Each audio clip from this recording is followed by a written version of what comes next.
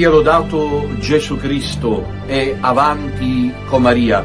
Carissimi figlioli, vi do appuntamento per lunedì 8 dicembre, solennità dell'Immacolata Concezione della Beata Vergine Maria a Milano, alle ore 13:30 per il grande momento di preghiera in onore di Maria Santissima Corredentrice. Dopo gli ultimi attacchi della falsa Chiesa al titolo di Maria Santissima Corredentrice, ritenuto un ostacolo alla fede cristiana, noi ci riuniremo come piccolo resto, scenderemo ancora una volta in campo, affrettatevi a preparare il biglietto, a staccare il biglietto per venire. Siamo chiamati a difendere il patrimonio bimillenario della Chiesa, siamo soprattutto chiamati a custodire la sana devozione mariana e il grande amore alla Madonna. Il piccolo resto cattolico scende in campo lunedì 8 dicembre a Milano Assago, presso il centro congressi. Ci ritroveremo per un momento di fede, di preghiera, con la corona del rosario in mano, come popolo dei rosarianti, per cantare gli inni a Maria Santissima Corredentrice, per rispondere nella preghiera e con la fede agli ultimi attacchi della falsa Chiesa. Vi aspettiamo, non mancate, lunedì 8 dicembre a Sago, Milano, raduno del piccolo resto cattolico in onore di Maria Santissima Corredentrice. Laudetur Jesus Christus e avanti con Maria con la corona del rosario in mano.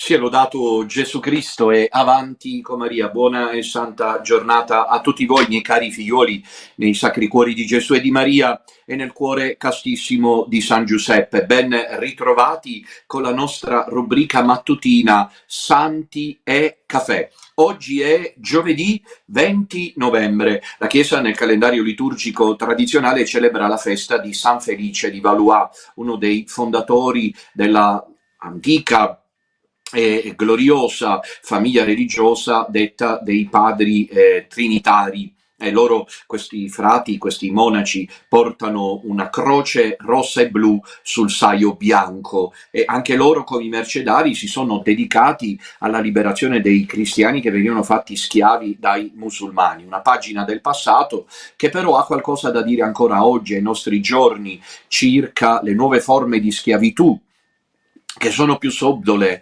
più nascoste, meno evidenti, ma che non per questo si rivelano meno problematiche. Sempre c'è il rischio che l'uomo finisca col diventare schiavo di qualcosa, schiavo dei vizi, schiavo dei modelli culturali dominanti, schiavo della menzogna soprattutto. Lo vediamo oggi con la falsa Chiesa.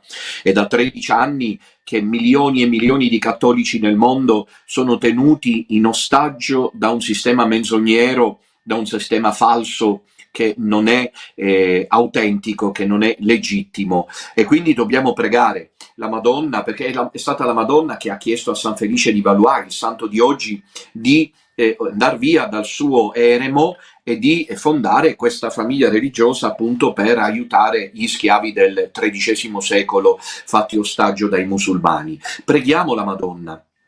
Preghiamo il cuore immacolato di Maria, che conduce gli eletti in questo tempo, perché aiuti tutti noi a rimanere liberi. Gesù lo dice nel Vangelo: conoscerete la verità e la verità vi farà liberi. Oggi è giovedì, quindi innanzitutto vi ricordo che oggi pomeriggio alle 16 si riunisce in preghiera il gruppo delle Sentinelle di Betania, questa realtà di consacrate, nubili e sposate che si offrono e pregano per la santificazione dei sacerdoti con l'intercessione della Beata Pina Suriano, che fugacemente, eccola qui, fugacemente poc'anzi avevamo visto.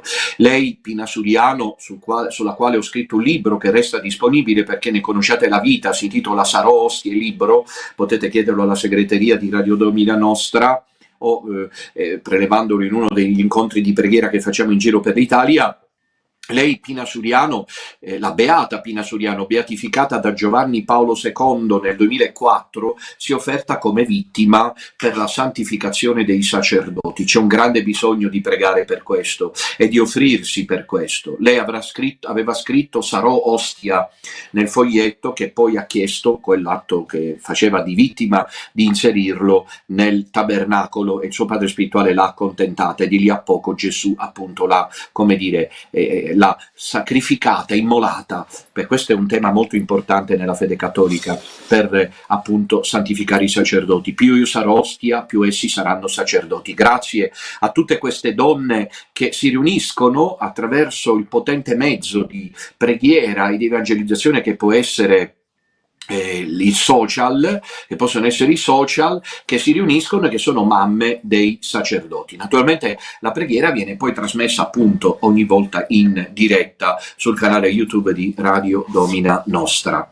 E così oggi, che è giovedì, anche questa sera vi ricordo che torna la catechesi sul Vangelo dell'infanzia, sui Vangeli dell'infanzia, la seconda puntata dal mio libro Si è fatto carne. Il libro, anche questo, lo trovate disponibile chiamando alla segreteria di Radio Domina Nostra o prelevandolo in uno degli incontri di preghiera. E la seconda puntata della catechesi, ed è la seconda puntata sulla genealogia di Gesù nel Vangelo di Matteo, dal titolo "Dio non si arrende". Sì, è proprio così, Dio non si arrende. Questo è il tema che tratteremo stasera nel corso della storia, una storia segnata dall'infedeltà dell'uomo, dalla ingratitudine dell'uomo, da una no detto dall'uomo uditore della parola. Si diceva dopo il concilio: l'uomo ascolta questa parola e chiude il cuore e dice di no a Dio, e allora invece Dio non si arrende. Il Signore continua a portare avanti l'opera di salvezza, e questo è il tema che riguarda poi anche la nostra vita personale. Tutti noi registriamo battute d'arresto, fragilità e debolezze nel cammino della santificazione personale, e tuttavia sperimentiamo proprio, come dirò stasera, che Dio non si arrende. È proprio Lui che dovrebbe arrendersi, perché è Lui che ci perde con noi, eppure Lui, come se fosse al posto nostro, ci invita ad andare avanti. Qualcosa di stupendo, di meraviglioso, per cui realmente non è così difficile poi, figlioli cari, andare in paradiso se solamente accettiamo la logica del Vangelo. Dunque, questa sera vi aspetto alle ore 21 per questa catechesi. Condividete sul canale YouTube di Radio Domina Nostra alle ore 21. Mettete i like, che sono molto importanti, e iscrivetevi al canale se non l'aveste fatto. Ci stiamo preparando al raduno di Milano a Sago. Ecco, i prezzi lievitano in maniera clamorosa, quelli degli aerei, dei treni, delle navi, perché sono giorni di festa. C'è il ponte degli Immacolati, e questo l'avevo calcolato forse in maniera un po' troppo diciamo superficiale. Comunque proviamo a vederci insieme, quelli che possono venire, alle ore 13:30 all'NH Milano Congress Center di Milano. Ci sarà questo raduno che ci vedrà impegnati in un momento di gioia, di festa, di grazia, un momento di rilancio, come tanti stanno sentendo nel cuore del piccolo resto cattolico, nonostante tutte le prove che affrontiamo. E poi non parliamo in questi giorni del dileggio continuo del sottoscritto. Cari miei dileggiatori, io vi ringrazio, vi sono grato, vi bacio la mano, come si fa in Sicilia coi mafiosi. Vi bacio la mano perché, pur essendo così prepotenti contro il sottoscritto, dal Tizio al Caio ai Simproni, c'è veramente l'imbarazzo della scelta. Non credo ci sia un prete più dileggiato del sottoscritto sui social. Io vi sono grato e vi bacio la mano, mi tolgo la coppola di fronte a voi che siete boss del disprezzo nei confronti di Don Minutella, perché mi permettete di unirmi al mio amato Gesù. Voi mi permettete di unirmi al mio amato Gesù.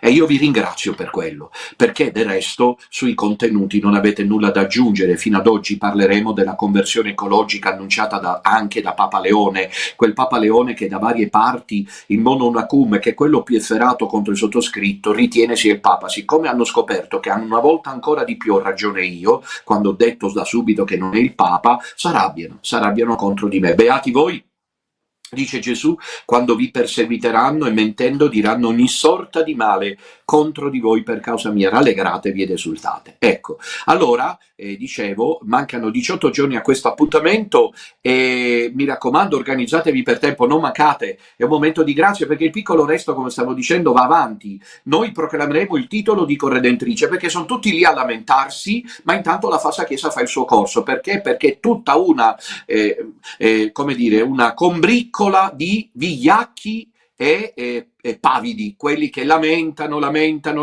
Ricordate i tempi del cosiddetto Papa Francesco, 12 anni a lamentarsi, però con la sindrome di Stoccolma, ecco l'affetto nei confronti del carceriere Bergoglio. Erano tutti in carcere, in ostaggio della falsa chiesa di Bergoglio. Ecco, è lì a lamentarsi, ma nessuno che, a parte qualche timido segnale come quello di una serie di, come dire, dubbia e poi anche di errori formali presentati, Bergoglio non faceva che ridersela di fronte a questi timidi segnali. Invece, guarda caso, a Don Minutella gli ha regalato 2 scomuniche. Qualcuno di voi se lo chiede? No, dico, come mai Burke non è stato scomunicato? Nonostante abbia presentato 2 volte dei dubbia e Don Minutella, che dubbia non ne ha avuti, è stato scomunicato 2 volte, esattamente per questo, perché mentre Burke aveva i dubbia che il Papa potesse dire quelle cose, Don Minutella i dubbia li eliminava dicendo che non era il Papa, e quindi Cardinale Burke oggi può celebrare messe in latino addirittura nella Basilica di San Pietro, mentre Don Minutella celebra negli hotel, ridotto allo stato legale, 2 volte scomunicato. No, dico, fatevela qualche domanda. E poi, dopo 12 anni di incredibile resistenza dietro a Bergoglio, perché c'è voluta una resistenza diabolica da parte del mondo Unacum, ora insistono con Papa Leone. Ecco, da Papa Francesco a Papa Leone significa, come io avevo annunciato, dalla padella alla brace. Ben inteso, cambia la forma, lo stile di Prevost è uno stile volutamente pacato, volutamente posato, non sono quelle accelerazioni necessarie che Bergoglio aveva dovuto portare avanti. Bergoglio era un picconatore, va bene, Prevost è un diciamo ricucitore, apparente ricucitore delle cose, no? Mi fanno pensare, ovviamente mutatis mutandis per vie diverse, a 2 politici italiani. Per me Prevost somiglia nello stile e nel modo di esprimersi e di parlare per creare appunto shock diciamo comunicativi al Presidente della Repubblica Cossiga, Francesco Cossiga. Invece Prevost somiglia ad Andreotti, Giulio Andreotti, no? Nel sistema del potere, con uno stile che era ben noto a tutti. Ecco, Prevost formalmente è il Papa moderato, formalmente è il Papa che recupera la tradizione perché mette la mozzetta rossa, e così è riuscito a diciamo ipnotizzare tutti, ma nello stile, come anche alcune realtà sedevacantiste alla maniera di Radio Spada si sono accorte e lo hanno detto, nello stile ha già superato Bergoglio. Scusate, non nello stile, nei contenuti ha già superato Bergoglio. Per cui dall'8 maggio, quando è stato eletto successore di Bergoglio, a oggi, fino ad oggi 20 novembre, Prevost è riuscito a fare molto più di quanto non abbia fatto nello stesso periodo Bergoglio. Ecco.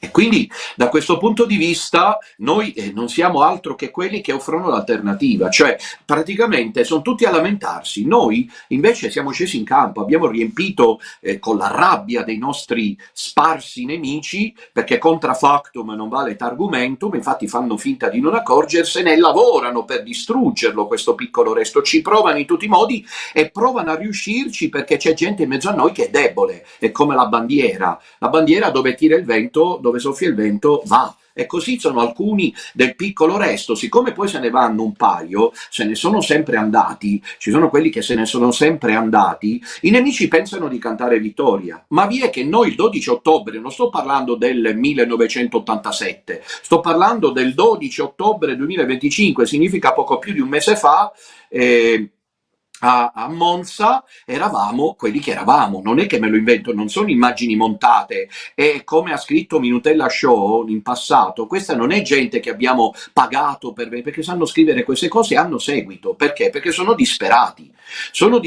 perché sanno che io dico la verità, perché sanno che io dico con molta chiarezza come stanno le cose, cioè quella è una falsa chiesa che non ha futuro, che non ha futuro. E la gente seria, cattolica, autentica, di coscienza, che non si fa mettere i piedi sul capo, eccola lì. Certamente non siamo milioni, non siamo, perché lo sottolineano i nemici, come se invece loro fossero chissà quanti. Non c'è identità, quella è una chiesa liquefatta. Noi non siamo milioni, ma vi ricordo che Garibaldi, che se ne dica in bene o in male, comunque coi famosi 1000, disse qui si fa l'Italia o si muore, e con l'appoggio dei potentati del tempo fece l'Italia. Noi con l'appoggio della potente e corredentrice Maria faremo la Chiesa, nel senso non di farla, ma di salvarla non perché noi siamo i salvatori, ma perché questa gente ha deciso di voltare le spalle come meritano ai partigiani di Satana e alla falsa chiesa. Queste non sono immagini inventate, non sono immagini di repertorio storico, nel senso che non appartengono al passato, ma soltanto un mese fa. Quindi scrivere che noi siamo alla fine, the end, abbiamo trasmesso, finalmente Minutella è finito, significa essere disperati. Ecco, significa essere proprio disperati, perché questa gente tornerà a Milano fra 18 giorni ad Assago per rialzare le bandiere e cantare Maria corredentrice, perché noi a Milano faremo questo, annunzieremo che Maria è corredentrice. Io presenterò questo documento in risposta al documento eretico di Prevost e Fernandez. Vi ricordo che Prevost ha messo la firma, ma era costretto. Ascoltate il giornalista romano, per favore. Beh, lì, guardate, vi dico la verità, non è che io non manco di rispetto, se notate, io non manco di rispetto, come invece da altre parti si fa. Cioè, seguite, veramente, ascoltatemi, seguite il giornalista romano, ha ragione lui. Papa Leone è costretto. Papa Leone è costretto a firmare il documento, lo dice il giornalista romano, vi potete fidare. Papa Leone è costretto, l'ha messo perché è anche in sede impedita.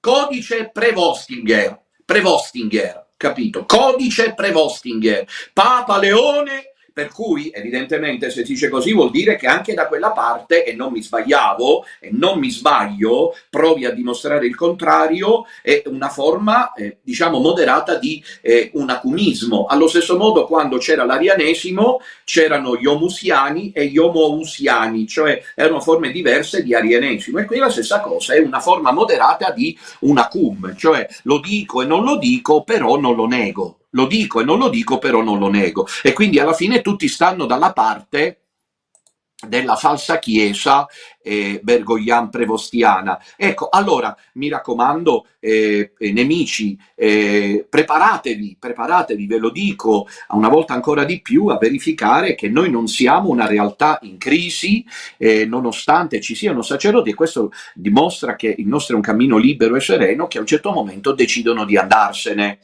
Sarebbe stato più elegante se padre Pavel avesse espresso, per non darla in pasto ai nemici, la carcassa di Don Minutella, gratitudine verso Don Minutella, che lo ha aiutato economicamente, che lo ha sostenuto, che lo ha accolto, che gli ha permesso di andare in giro per l'Italia, che quando era un perfetto sconosciuto è divenuto abbastanza noto, sempre camminando sulle spalle di Don Minutella, Don Pavel. In a prova contraria mi sembra che sia così, che se poi io devo dire queste cose appaiono come offese, quindi loro possono offendere, io invece che dico la verità no. Cioè padre Pavel avrebbe fatto bene, anche nel rispetto dei confratelli del sodalizio, a fare una precisazione, vedendo il furore contro il sottoscritto, quello che stanno scrivendo, grazie, i nemici prendono campo grazie alla fuoriuscita di padre Pavel, pensando che vada con loro. Padre Pavel dovrebbe precisare che non va con loro, invece tace.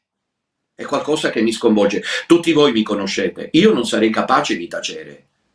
Voi lo sapete, mi conoscete, quelli che mi conoscete lo sapete. Quando anche io decidessi di andarmene e vedessi che per questa mia fuoriuscita i miei confratelli ingiustificatamente vengono sbrandellati vivi dagli unacum e dai nemici che non vedevano l'ora, io scriverei un foglio, come l'ha scritto quello precedente, ammesso che l'abbia scritto lui, in cui direi Don Minutella merita comunque tutta la mia stima. Gli sono grato per quello che ha fatto per me. Niente, l'ingratitudine assoluta. E lui tace, padre Pavel, mentre vede che Don Minutella, per via della sua fuoriuscita clamorosa, perché se ne va nottetempo senza neanche salutarmi, i nemici attaccano così violentemente. E lui tace, è in preghiera. Cosa volete? Poi sono tutti santi, sono tutti mistici, sono tutti bravi. È solo Don Minutella, il mostro d'Italia. Lui tace perché prega. Ma fino a prova contraria, a me stanno crocifiggendo, non a lui.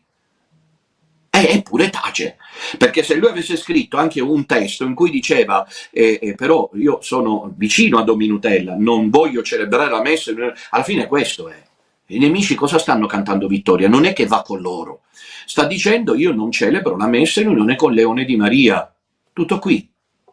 Non è che se ne torna con Prevost, non è che sta celebrando, che io ne sappia, perché se n'è andato senza salutarmi, la messa in unione con Papa Leone. Ecco, questo per dirvi. Però qui noi allora ci prepariamo con la preghiera a questo momento di grazia, giovedì, lunedì 8 dicembre, mancano 18 giorni, intensifichiamo la preghiera. Vi ho detto di questa sera? Vi ho detto che c'è la catechesi, l'ho detto, sì, bene. Si stanno preparando dei pullman, affrettatevi a iscrivervi, figlioli cari, perché manca poco. Ecco, lì ci sono anche i numeri telefonici finalmente dei referenti dal Friuli, dal Veneto, perché se poi non le dico io le cose, meno male, ogni tanto non lo dico e viene fuori. Dal Friuli, dal Veneto, dal Trentino, dal Piemonte, dall'Emilia Romagna, dalle Marche, dalla Lombardia Est, dalla Toscana.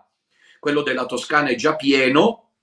Vediamo se gli altri si riempiono. Mi raccomando, datevi da fare, affrettatevi e non mancate a questo appuntamento dell'8 dicembre. Sarà un momento di grazia per tutti. Come ho detto, io presenterò questo mio documento dal titolo Corredentionis Mysterium e proclameremo il titolo di corredentrice. Fra Celestino e a Trebasele che fino a domenica, e io sabato sarò alle 10:30 per la messa del mattino a Casa Betania e domenica alle 10:30 a Montecatini Terme con il piccolo resto della Toscana, con il quale vorrei congratularmi perché il primo pullman che si riempie è proprio quello della Toscana. Ecco, questa è una notizia molto importante. E volevo anche dirvi che c'è, a proposito, non si paga per entrare al raduno e non c'è bisogno di iscriversi, è tutto interamente gratuito, però aiutate il progetto perché ce n'è un grande bisogno.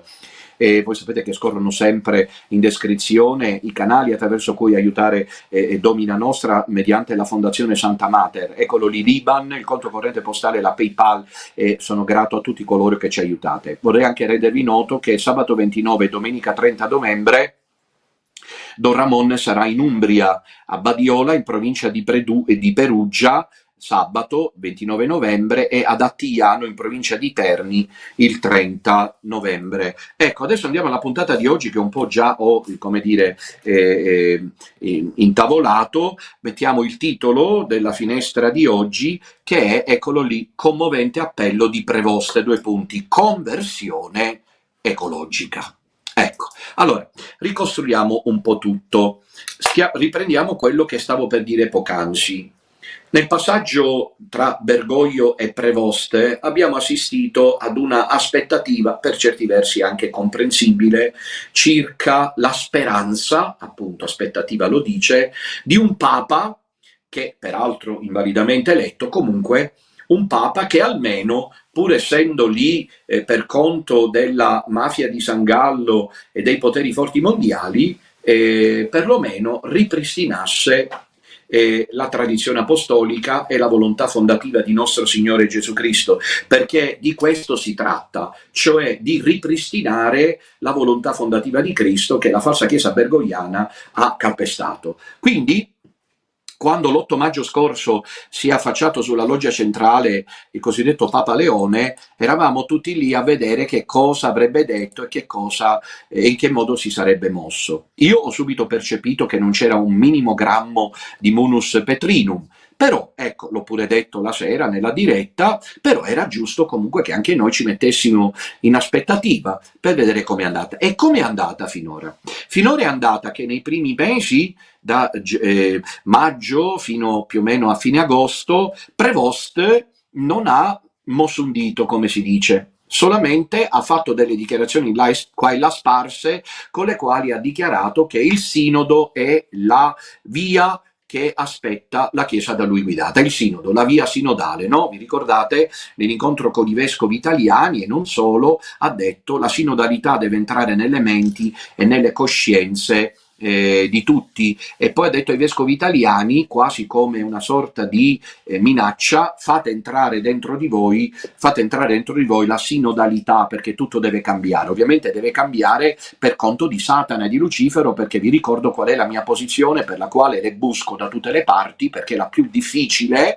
e lo vedo con quelli del piccolo resto che poi se ne vanno, che cioè quella è la chiesa di Satana, è il corpo mistico dell'anticristo. Bene, e l'ho detto anche tra l'altro l'8 maggio, Prevost, salutando i fedeli dalla loggia centrale, andiamo avanti col sinodo.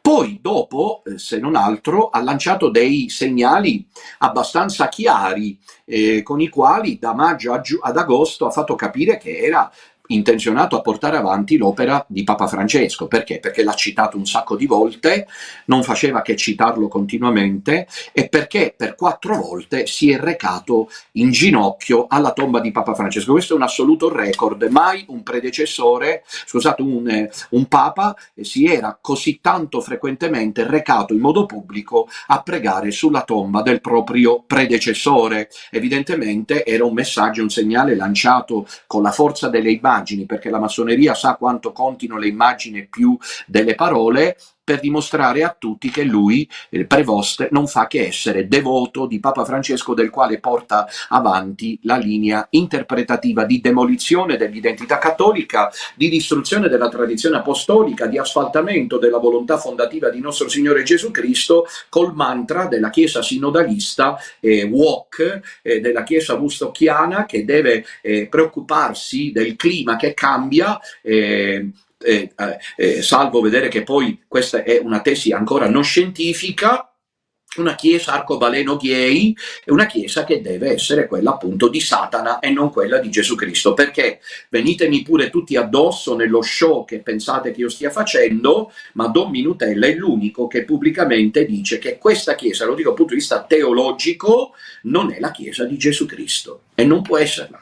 Chiamatela come volete, è una chiesa scismata innanzitutto, e soprattutto non è la chiesa di Gesù Cristo.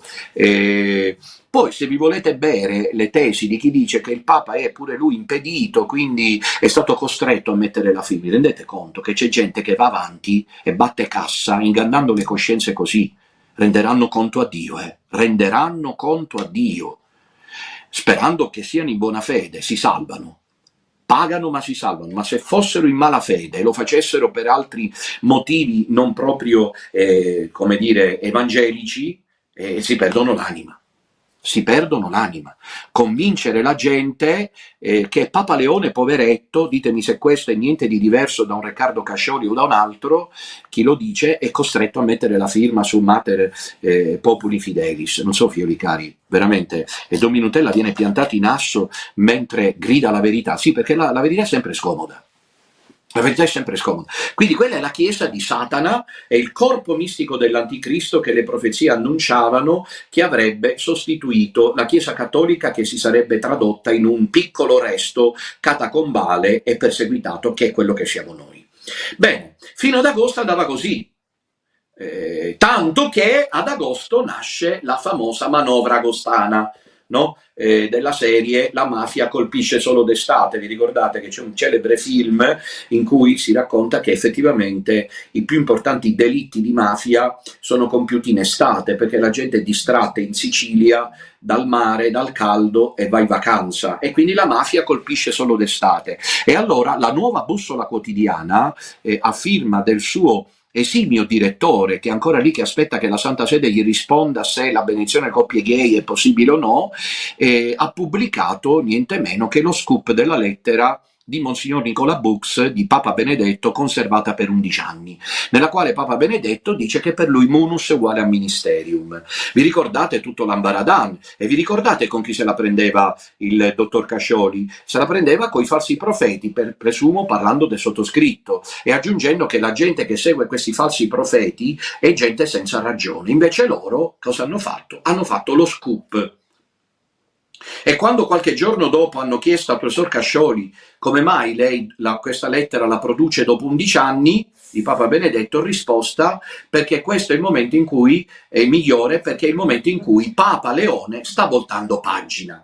Non fa in tempo, poveraccio, a dirlo, che Prevost attacca la pesante artiglieria bergogliana, perché a partire da settembre inizia, no, con i Kalashnikov eretici apostati, la replica del cosiddetto Papa Leone, che avrebbe dovuto cambiare pagina. E infatti a settembre, il 6 settembre, abbiamo il Gay Pride in Vaticano, abbiamo assistito a qualcosa di inaudito. Io sono scandalizzato non del dileggio, del disprezzo, della burla nei miei confronti. Ripeto, io ringrazio Gesù che mi rende partecipe della sua passione, perché durante la passione Gesù, per compiere la volontà del Padre, è stato ferito, sputato, deriso, è stato oltraggiato, è stato abbandonato e tradito.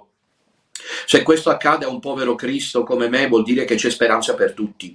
Ecco, ma mi riferisco nel mio scandalo ai cattolici che continuano ostinatamente ad andare a messa. A settembre, a proposito di Prevost che doveva cambiare pagina, abbiamo visto immagini surreali, abbiamo assistito a qualcosa di scandaloso, di apocalittico, una folla, circa 1 migliaio di persone gay e lesbiche e trans, che tenendosi per mano hanno attraversato la Porta Santa di San Pietro con un proclama ben preciso, eccolo lì, fanculo alle regole.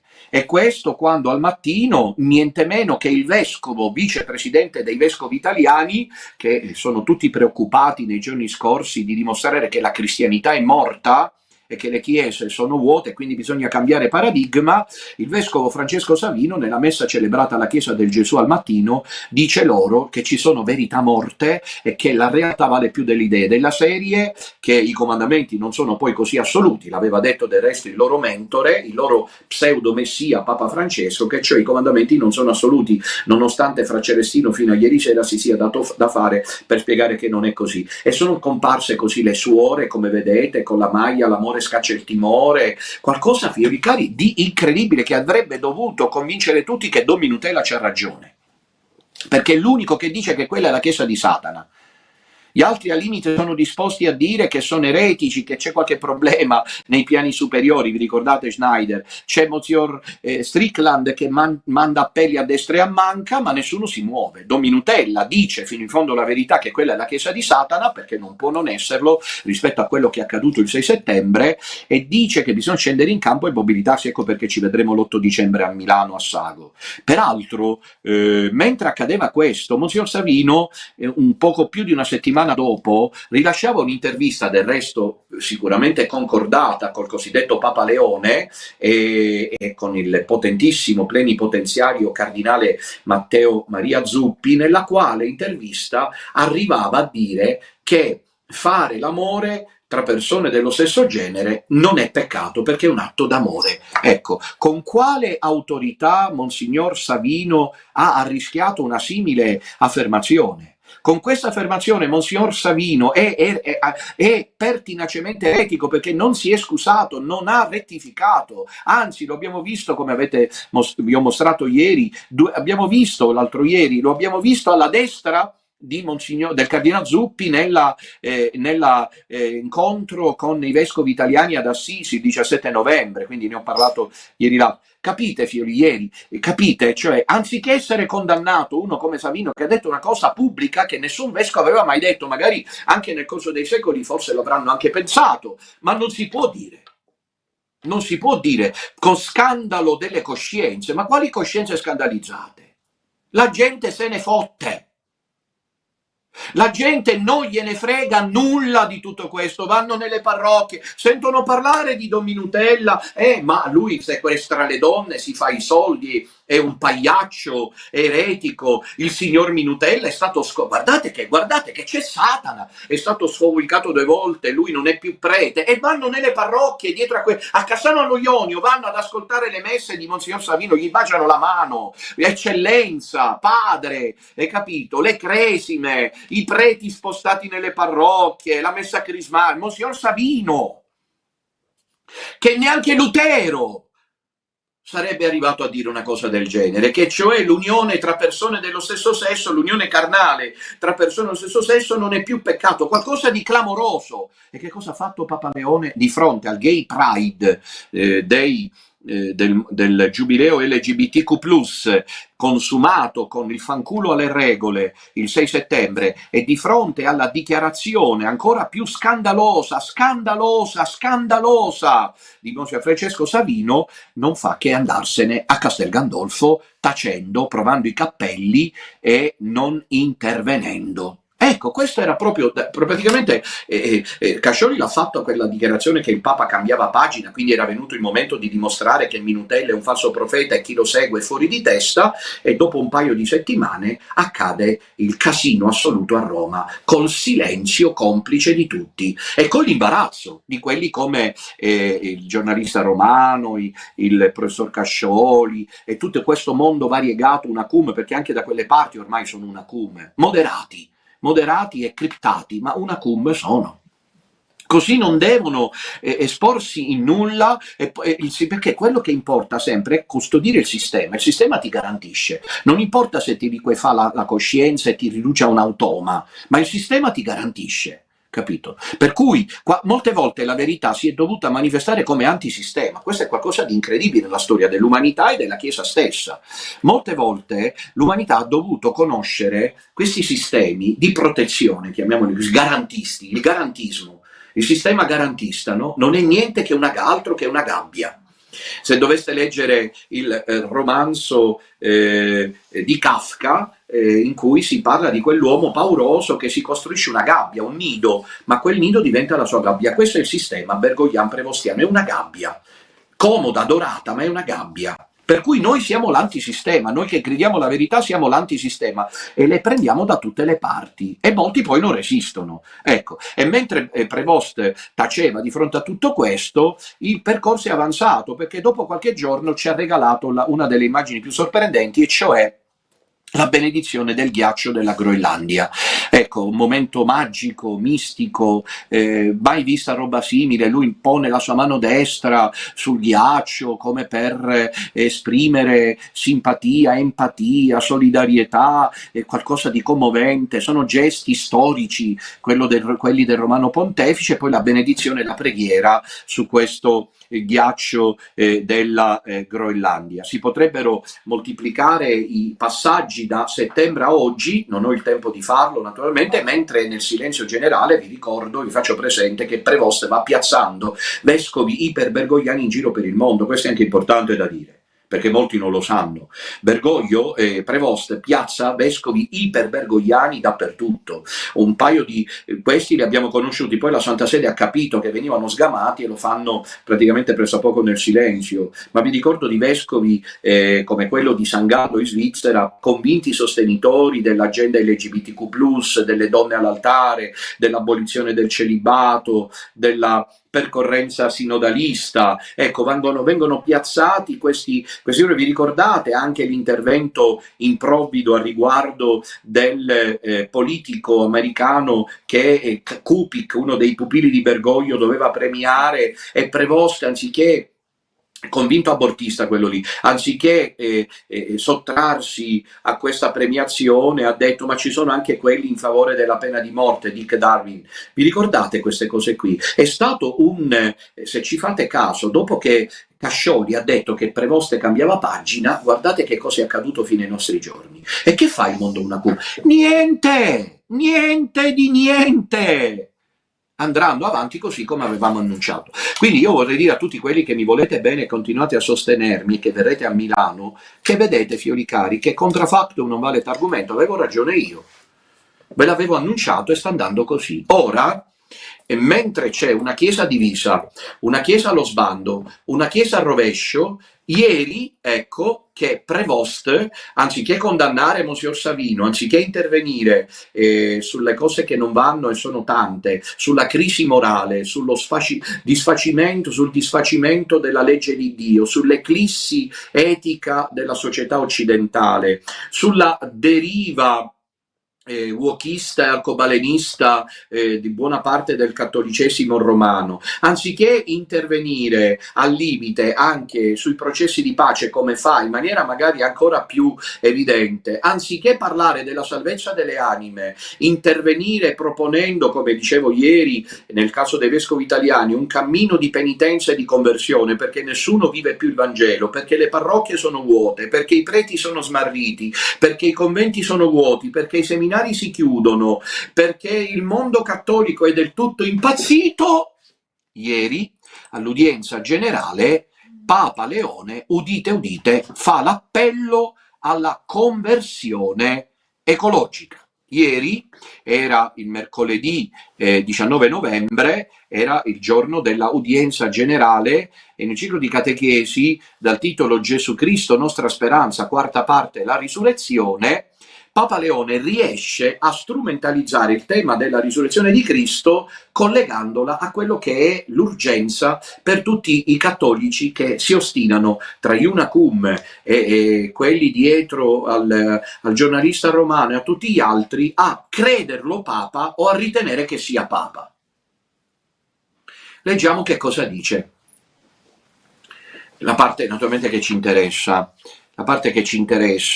perché tutto non lo possiamo leggere. Naturalmente cita, che volete che sia, cita Papa Francesco, cari fratelli e sorelle, Maria Maddalena, perché vi sta commentando il brano del Vangelo dove Gesù compare alla Maddalena come risorto, allora non sbagliò del tutto, credendo di incontrare il custode del giardino. Voi sapete che nel Vangelo di Giovanni, al capitolo 21, si dice che la Maddalena vede Gesù risorto, ma non lo riconosce pensando che sia il custode del giardino. Attenzione, guardate un po' che bello, il custode del giardino. Questo dà spunto per parlare della conversione ecologica, mentre l'inferno è ingolfato, l'ingresso, perché la maggior parte della gente muore senza Dio, mentre abbiamo problemi etici molto seri sui quali c'è un silenzio assoluto da parte di questa falsa chiesa multinazionale dei poteri forti mondiali, prostituta e indegna, che tace sul tema della piaga dell'aborto. Charlie Kirk era intenzionato a diventare cattolico perché la moglie era cattolica. Mi dicono alcuni del piccolo resto statunitense, che saluto sempre con affetto, che lui accompagnava la moglie a messa il più delle volte perché gli piaceva. Non so adesso se andasse alla messa tradizionale o meno, questo al limite è un dettaglio, in questo momento è un dettaglio.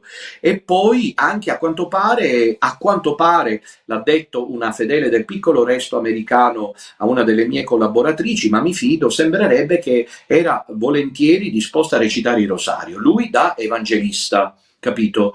Non cattolico. E quindi quando la moglie gli proponeva di farsi cattolico, lui che andava in giro per tutta l'America esponendosi, perché aveva le guardie del corpo, riceveva minacce di morte in difesa nei campus universitari, parlando ai giovani studenti universitari, parlando dell'aborto, parlando della piaga della distruzione della famiglia tradizionale, quella tra marito e moglie, tra uomo e donna, parlando della necessità di fermare i finanziamenti al mondo LGBTQ+, perché è un progetto secondo l'agenda 2030, tutte quelle cose lì, il divorzio, l'aborto, l'eutanasia. Ecco, lui però vedeva che la Chiesa Cattolica di Roma, a cui sua moglie apparteneva, non spendeva una sola parola per questo, capito? E quindi Prevost non parla delle frontiere etiche serie. Cioè vorrei dire che 2 giorni fa abbiamo avuto la notizia delle sorelle Kiesler. Io credo sia stato un trauma per molti, tant'è che per esempio Loretta Goggi ha voluto intervenire, che Dio la benedica, dicendo: io vorrei pure morire con mia sorella, mi pare che più o meno abbia detto tutte queste cose qui, però ha aggiunto: ma io non farò mai questa scelta che hanno fatto loro perché sono cattolica. Capito? Cioè c'è gente che non ti aspetti che interviene e Papa Leone tace, la Pontificia Accademia per la Vita tace, anzi vi dico di più, quando era guidata da Monsignor Paglia, che poi è andato in pensione, Papa Leone gli ha piazzato lì un pupillo bergogliano, Monsignor Pegoraro di Padova, il quale strizza l'occhio al suicidio assistito, quello che si sono concesse in qualche modo, in una maniera ancora più clamorosa, le sorelle Kiesler, cioè a 89 anni si sono iniettate da se stesse, forse guardandosi chi prima delle due, uno scenario da Auschwitz quasi. Scusate, se mi permetto. Capito? E di fronte a queste frontiere etiche che dovrebbero interpellare la Chiesa Cattolica, la sposa di Cristo, colei che è custode della verità integrale sull'uomo, colei che è come Chiesa che custodisce il Vangelo, è custode delle coscienze, che dovrebbe intervenire, alzare la voce, silenzio assoluto. Per quello Charlie Kirk dice: no, io non entro nella Chiesa Walk di Roma. Questa Chiesa di Roma è tutta preoccupata con Savino e con Prevoste e con Fernandez a dire che la copulazione tra persone dello stesso genere non è più peccato perché hanno deciso loro, ma Dio ha detto il contrario. Chi se ne frega di Dio? Comandiamo noi qui. Questa Chiesa Walk è tutta preoccupata di garantire quanto più possibile i diritti delle coppie gay, verso le quali noi non abbiamo niente di personale, stiamo solo facendo un'espressione di tipo dottrinale teologico indiscutibile e inconfutabile. Questa Chiesa Walk arlecchina, bizzarra, falsa, di Roma, guidata prima da Bergoglio e poi da Prevoste, è tutta preoccupata ora di proteggere l'ambiente. Ci dobbiamo convertire all'ambiente, milioni di vite umane vengono sacrificate con l'aborto. Ieri l'altro le sorelle Kessler si tolgono di mezzo suicidandosi in presenza di un legale e di un medico. L'umanità è allo sfascio totale, l'Occidente crolla. E Papa Leone ieri ci invita alla conversione ecologica. Credo che il Cardinal Zuppi sia uscito dall'Episcopio e sia corso immediatamente in uno dei giardini di Bologna ad abbracciare un albero, commosso, piangendo e ringraziando Papa Leone che è intervenuto sulla conversione ecologica, che è una parola contraddittoria, Fioricari, è una parola tipica di Satana, del registro satanico. La parola conversione non si tocca. La conversione nel linguaggio rivelato biblico teologico ha una e una sola accezione, non può essere applicata all'ecologia la parola conversione. Quando lo si fa un'operazione dal punto di vista teologico ridicola e dal punto di vista preternaturale e soprannaturale è un'operazione diabolica, perché distrae l'uomo dall'ethos e lo concentra sull'ecos. Capito? Con questo passaggio continuo dal wokismo al woodstockismo, cioè voi sapete che nel 68 ci fu la famosa esperienza di Woodstock, che tra le altre cose proponeva già nel 68, interessante da dove nasce, in quale contesto nasce questo di sinistra, capito, progressista, molto caro alle teologie della liberazione, una custodia del creato. Il creato soffre e noi ci dobbiamo convertire, conversione ecologica, capito? La gente si toglie la vita in casa perché non trova più un senso alla vita e il Papa di Roma, quello falso, perché magari da qualche altra parte il bonus persiste, grazie a Dio, il Papa di Roma, anziché dire convertiamoci a Cristo, mi sembra che dovrebbe essere questa la convertiamoci al Vangelo, perché il Vangelo non viene più seguito. Guardate, dovrebbe dire il Papa, c'è stato un vescovo italiano che ha detto che la copulazione persone dello stesso sesso non è più peccato. Non è così, convertiamoci al Vangelo, convertiamoci ai comandamenti, conversione morale. Convertitevi e credete al Vangelo, ha detto Gesù. No, conversione ecologica. Conversione ecologica significa mettere insieme il sistema tecno-ecolatra con l'Agenda 2030, cioè è un progetto del tutto diabolico. Prevoste non è niente di meno che Bergoglio, tutti e due sono i testimoni dell'anticristo. Leggiamo che cosa ha detto, perché si rimane senza parole. Dunque, Papa Francesco, con l'enciclica Laudato Si, ci ha indicato l'estrema necessità di uno sguardo contemplativo. Se non è custode del giardino, l'essere umano ne diventa devastatore. Capito? L'essere umano viene devastato con l'aborto e l'eutanasia, ma è più importante il creato, non l'uomo. Perché se almeno ne parlassero tanto quanto, ancora va bene. Ma in 12 anni di pseudo pontificato bergogliano, i riferimenti all'aborto si possono contare sulle dita delle mani se ci si arriva.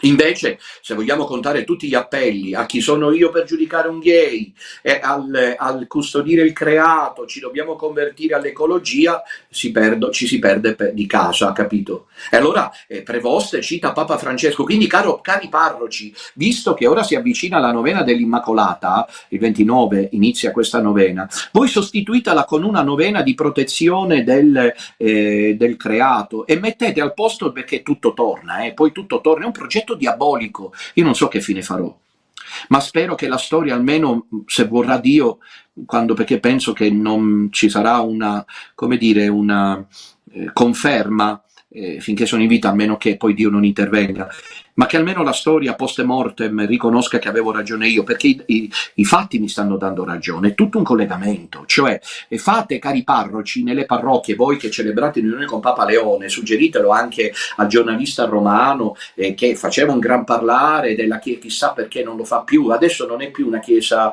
esoterica, gnostica, non c'è il culto della Dea Madre, come mai non ne parla più? Come mai? Come mai non si accorgono che Prevoste non ha le chiavi e il segno nella fascia?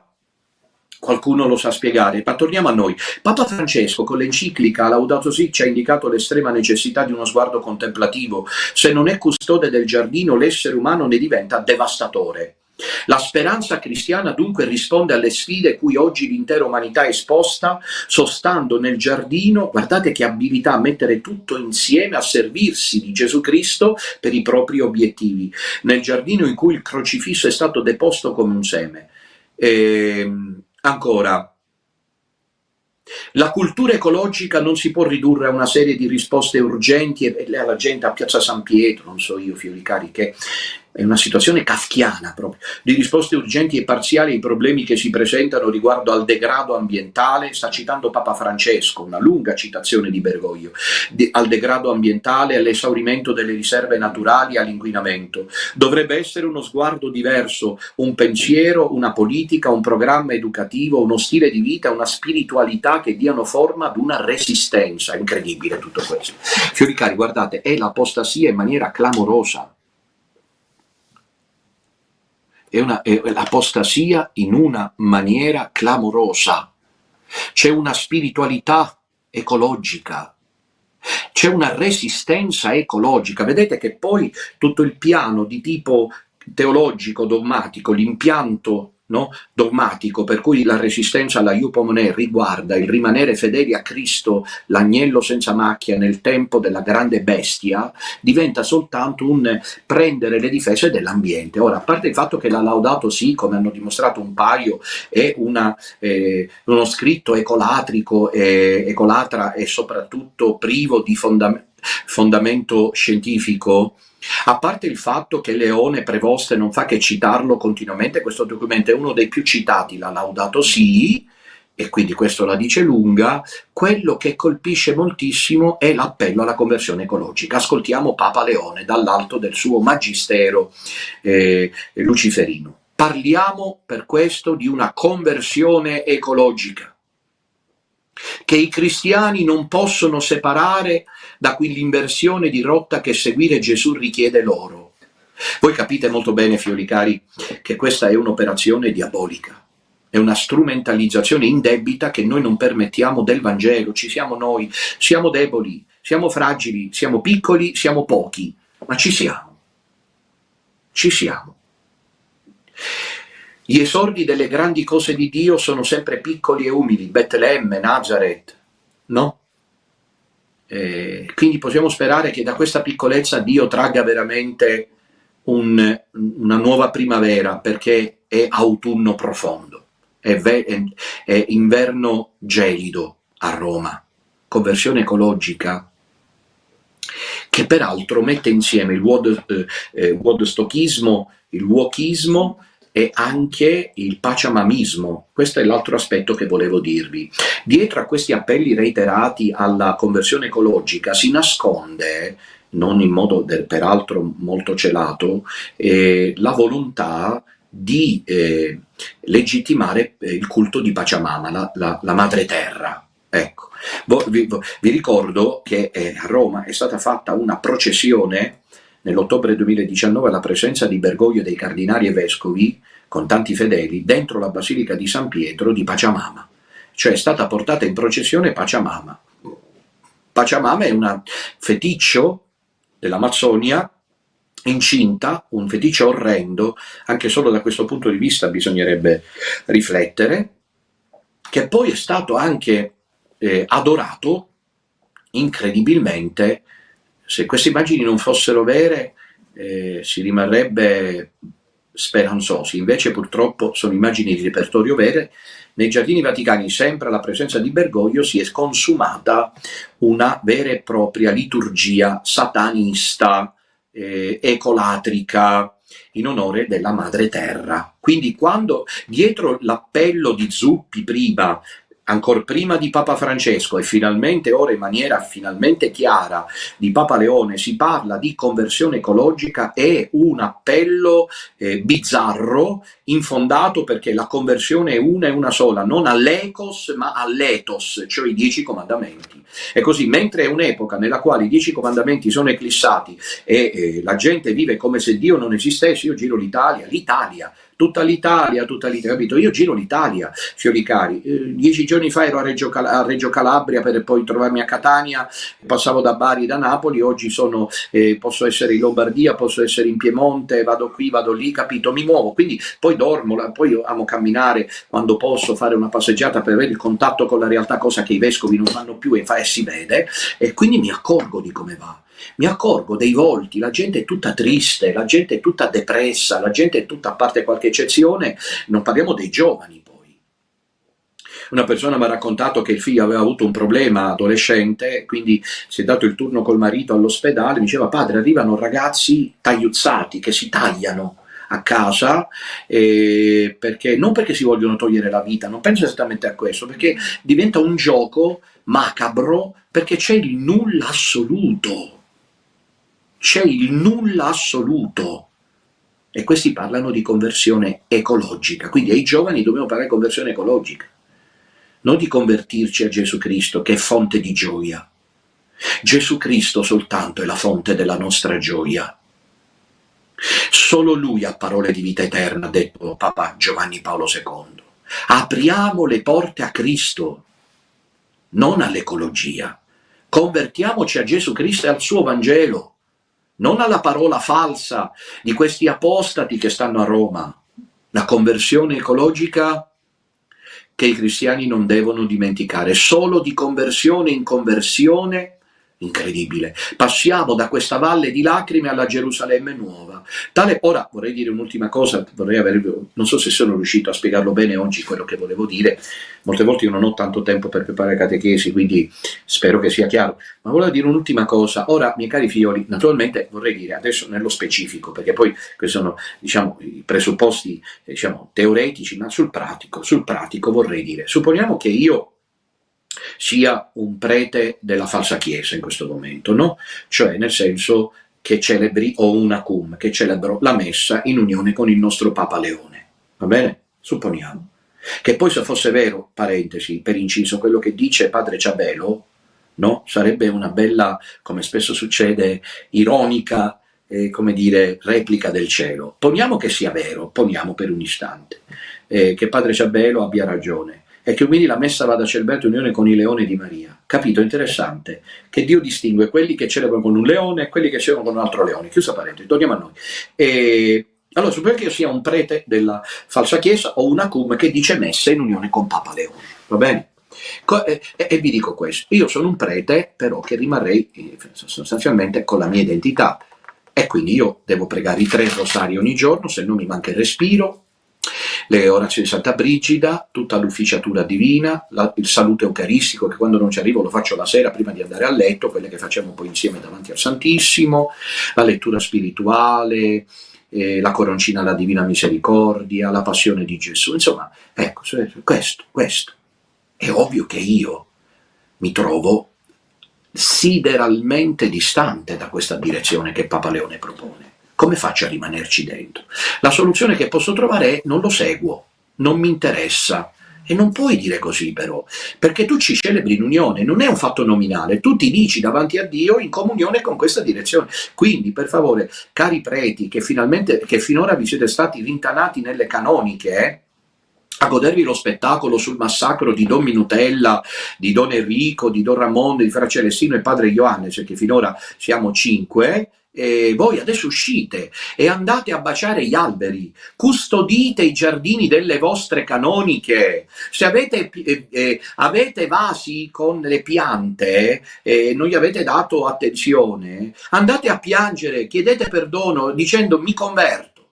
Uscite tutti di casa oggi, i Bergoglian prevostiani, i giornalisti romani, Iunacum di vario tipo, con Cascioli e compagnia bella, e andate in giro a dire ci siamo convertiti all'ecos, l'ecologia, il riscaldamento globale. E se possibile, cari parroci, non solo piazzate la statua di Pachamama in questa novena dell'Immacolata, sta novena dell'Immacolata, e basta con questa roba del passato ancestrale. Oggi c'è la madre terra che noi dobbiamo custodire, ce lo dice il Papa, ci dobbiamo convertire, quindi Pachamama, perché dietro c'è il wokismo, dietro c'è il woodstockismo, ma soprattutto dietro c'è il pachamamismo. E per favore, fate appelli con le vostre preghiere. Ne hanno anche scritto al COP30 che si sta consumando in Brasile. I gesuiti, sono sempre loro, hanno scritto un libretto di preghiere per il creato. Fate quelle al posto di "Oh Concetta Immacolata". Ma quale Concetta Immacolata?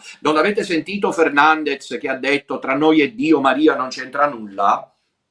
Quindi piantatela anche con questa devozione mariana. Il Papa non la incoraggia, sì, qualcosa la dice, ma per ingannarvi, per farvi credere che avete ragione voi. Poi nel frattempo ci rifila ieri la conversione ecologica e la firma sulla Mater Populi Fidelis, che smentisce, possendosi come atteggiamento eretico, tutto quello che, stavo dicendo erotico perché pensava Fernandez, tutto quello che hanno fatto i papi in passato. La situazione è veramente istrionesca, istrionica, ditelo come è, un burlesque continuo, miei cari figlioli. E in tutto questo, se andate a scorrere i social, chi viene dileggiato, chi viene preso di mira, chi viene offeso, maltrattato, con un gusto diabolico di dileggiarlo, è Dominutella. È Dominutella. Solo ieri dovreste vedere che cosa hanno scritto nei commenti a destra e a manca, che cosa hanno pubblicato, che cosa scrivono. Certo, il diavolo odia Dominutella, perché è l'unico che dice che quella non è la Chiesa di Gesù Cristo, e meno male, perché se lo fosse Gesù Cristo ci avrebbe ingannato. E non c'è bisogno di aspettare il 2036, è del tutto evidente. Chi vi tiene dentro o ai lati di questa falsa Chiesa è un falso profeta, è un ministro di Satana, consapevole o meno. Ascoltate ancora Dominutella, che vi dice che quella è la Chiesa dell'Anticristo e che se siete complici rischiate la dannazione eterna, perché Gesù Cristo è pesantemente offeso da tutto questo. Noi replichiamo andando a Milano a Sago. Se avete intenzione di prenotarvi coi pullman, per favore fatelo presto, perché io devo sapere quale sala prendere. Abbiate pazienza, venitemi tutti incontro, figlioli cari, aiutando economicamente l'acquisto della sala e l'affitto della sala, e soprattutto se avete intenzione di venire con i pullman delle varie regioni, fatelo per tempo, perché io devo calcolare più o meno quanti siamo, altrimenti non ci arriviamo. Friuli, Veneto, Trentino, Alto Adige, Piemonte, Emilia, Romagna, Marche, Lombardia e Toscana, però l'ha già riempito la Toscana, sono i pullman che partono. Per favore, fatevi sentire se avete intenzione di venire col pullman, in modo tale che io so esattamente quanti possiamo essere. Naturalmente poi ci sono quelli che vengono con le macchine, con i treni, soprattutto con gli aerei, e in questo senso grazie a tutti coloro che da Roma in giù, Calabria, Sicilia, Basilicata, Molise, Puglia, Campania e Sardegna si stanno organizzando in mezzo a enormi sacrifici per essere presenti al raduno di Milano, che tanti hanno avvertito essere così importante e così decisivo. Noi dobbiamo scomunicare questa gente. Lo facciamo, poi sarà Dio a decidere se è una come dire, una stupidità, una pagliacciata, oppure se ha un valore solenne. Non siamo noi a deciderlo, è Dio che lo decide. Intanto vi ricordo questa sera alle 21 la catechesi sul Vangelo dell'infanzia, dal mio libro disponibile Si è fatto carne, il titolo "Dio non si arrende". Condividete, condividete, condividete. Adesso possiamo passare alle telefonate. Pronto? Pronto, buongiorno. Sono contenta di parlare con lei, ci ha dato Gesù Cristo. Sempre, Sono da Macerata e volevo dire che se non ci fosse lei il sodalizio, noi saremmo in un buco nero. Non avremmo dove andare, con chi andare e cosa chiedere. Il mondo si dice confermi i fratelli nella fede, e c'è uno solo che lo fa. E volevo dire poi che la falsa Chiesa è deicida e omicida. Omicida semplicemente perché l'agenda 2030 vuole che l'umanità diminuisca, siamo troppi, e quindi l'ecologia, salvare la terra e matare l'uomo. Quindi è omicida quella Chiesa lì. Sì. Deicida perché la corredentrice viene dallo Spirito Santo. Il vecchio Simeone mosso dallo Spirito Santo, prende in braccio il bambino e dice a Maria: a te una spada trafiggerà l'anima.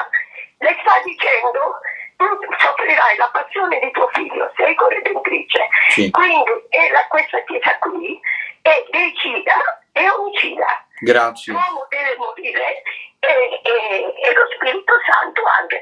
E il peccato contro lo Spirito Santo non sarà perdonato. Sì, certo, certo, grazie Fiora cara, ottima osservazione. Naturalmente noi non possiamo esaurire in una sola riflessione mattutina tutto il retroterra dogmatico che sta dietro o davanti a questa impostura senza precedenti. Quello che vorrei dirvi è, per esempio, che la custodia del creato è sì in mano all'uomo, ma non in modo assoluto, tant'è che nell'Apocalisse si parla di scomparsa di questa terra, di questi cieli e terra nuova, quindi questo appello alla custodia del creato nasconde anche qualcosa di opposto al disegno di Dio. Prima di tutto bisogna custodire l'uomo, custodire la fede. Ecco, noi andiamo a Milano, mentre Prevoste capo della falsa chiesa invita a custodire il creato, noi ci troviamo a Milano, pur se dovete fare sacrifici, per custodire la fede.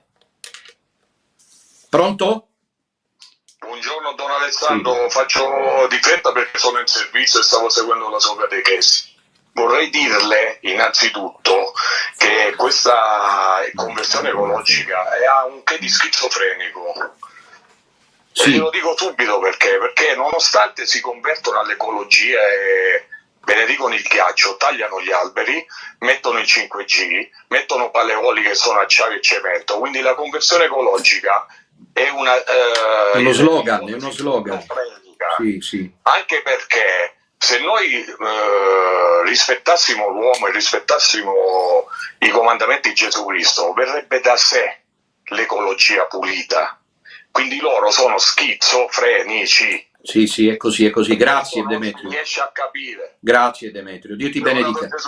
Sempre sia lodato, santa giornata, ma proprio così, è proprio vero, a parte il fatto che, come abbiamo detto stamattina, la questione del riscaldamento globale è tutta da dimostrare, non ci sono prove scientifiche che dicano, nonostante le buone intenzioni del COP30 che si riunisce in Brasile, che veramente siamo in presenza di questo cambiamento climatico. Quando anche lo fosse, ci sono alcuni scienziati che dicono, non ho il tempo qui naturalmente di articolare nel dettaglio le cose, che questo riscaldamento globale sarebbe casomai comunque frutto non dell'inquinamento ambientale prodotto dall'uomo, ma è un cambiamento climatico come ce ne sono stati nel corso delle ere della storia. Per giunta un Papa dovrebbe preoccuparsi piuttosto dell'inquinamento morale, ecco, non dell'inquinamento climatico.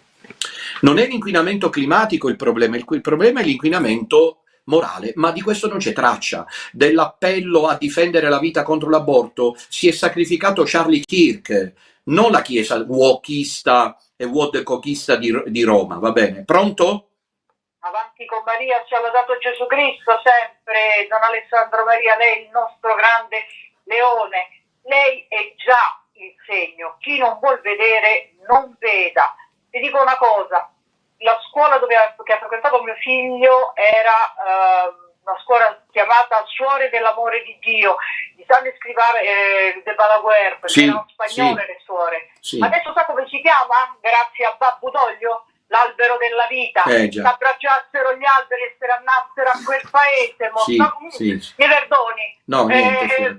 Ave Maria. Ave Maria, Ave Maria. Beh, i romani sono sempre tra i miei preferiti perché non hanno peli sulla lingua. È così, ha ragione, cioè magari lo dice in modo simpatico, però è così, c'è un disagio, una sofferenza che monta sempre di più nei nostri cuori. Io ho pensato che Gesù, il mio amato Gesù, ecco qui, perché io vivo per lui e perché si sappia, io non faccio tutto questo se non per Gesù, non per voi, non lo faccio per voi prima di tutto, lo faccio per Gesù, per consolarlo, perché io sono certo che lui mi guarda e anche se dice questo mio figlio è pieno di difetti, però vede che difendo la verità e si rincuora. Io gli dico non ti perdere d'animo Gesù, non ti preoccupare se a Milano non saremo in tanti, ci siamo noi lo stesso. Allora voglio dirvi che questa consapevolezza di difendere la verità cattolica per noi è fondamentale. Noi dobbiamo difendere la fede fino in fondo. Pronto?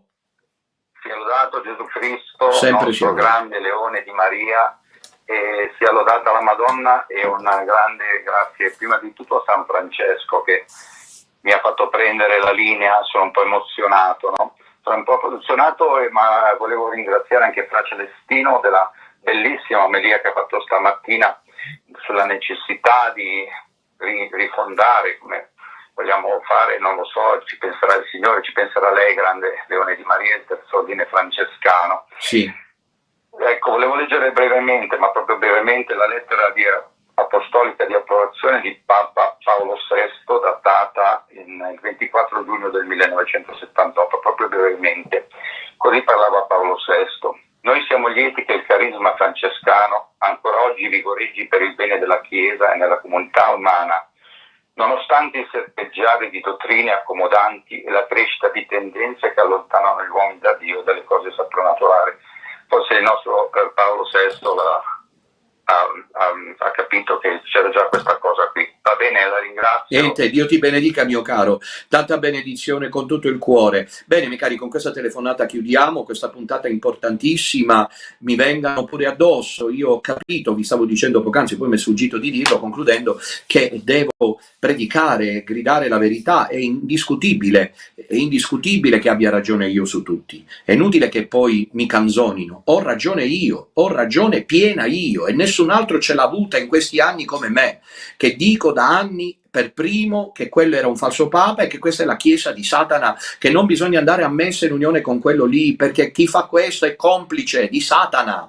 E come ho detto ieri con una frase molto forte, il pizzo eucaristico per starsene in comunione con una struttura che garantisce un sistema luciferino. E allora che cosa succede? Succede che quando parlo poi vanno sulla persona, no? E io accetto questo, che mi crocifiggano sui social.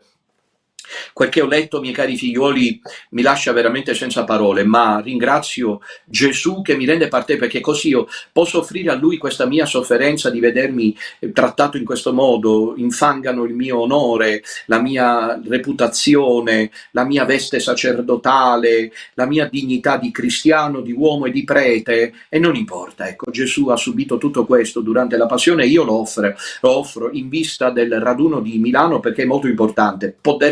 Potrebbe darsi che è il più importante di tutti, quello dell'8 dicembre, del resto 29 giugno sono i Santi Pietro e Paolo, 12 ottobre non era nulla, ma l'8 dicembre è la festa, la solennità dell'Immacolata, e a noi ci sta guidando la Madonna, perché in una locuzione che ho ricevuto la Madonna ha detto: dove tu cammini gli altri vedranno le mie orme, non le tue, e quindi è la Madonna che mi sta guidando, è lei che mi accompagna, e che se ne dica, il 2 volte teologo Dominutella finora su tutto ci ha azzeccato e sta venendo fuori che Prevoste non è altro che il prosecutore, per nulla minimalista forse nelle forme, ma nei contenuti persino massimalista, del processo di demolizione dell'identità cattolica avviato da Bergoglio e dalla falsa chiesa massonico-satanista. Sul concorda, fiori cari, vi benedico in nomine Patris et Filii e Spiritus Sancti. Una nota tecnica pastorale appena raccomandatami, cioè oggi pomeriggio alle 17:30 Don Ramon sarà a Casa Betania, anche domattina alle 8, approfittatene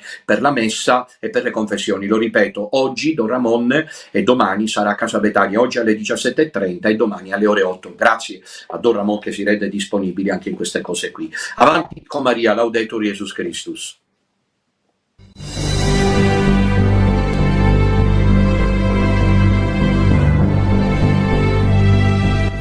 Sia lodato Gesù Cristo e avanti con Maria. Carissimi figlioli, vi do appuntamento per lunedì 8 dicembre, solennità dell'Immacolata Concezione della Beata Vergine Maria a Milano, alle ore 13:30, per il grande momento di preghiera in onore di Maria Santissima Corredentrice. Dopo gli ultimi attacchi della falsa Chiesa al titolo di Maria Santissima Corredentrice, ritenuto un ostacolo alla fede cristiana, noi ci riuniremo come piccolo resto, scenderemo ancora una volta in campo. Affrettatevi a preparare il biglietto, a staccare il biglietto per venire. Siamo chiamati a difendere il patrimonio bimillenario della Chiesa. siamo soprattutto chiamati a custodire la sana devozione mariana e il grande amore alla Madonna. Il piccolo Resto Cattolico scende in campo lunedì 8 dicembre a Milano Assago, presso il centro congressi. Ci ritroveremo per un momento di fede, di preghiera, con la corona del rosario in mano, come popolo dei rosarianti, per cantare gli inni a Maria Santissima Corredentrice, per rispondere nella preghiera e con la fede agli ultimi attacchi della falsa Chiesa. Vi aspettiamo, non mancate, lunedì 8 dicembre a Sago, Milano, raduno del piccolo Resto Cattolico in onore di Maria Santissima Corredentrice. Laudetur Jesus Christus e avanti con Maria con la corona del rosario in mano.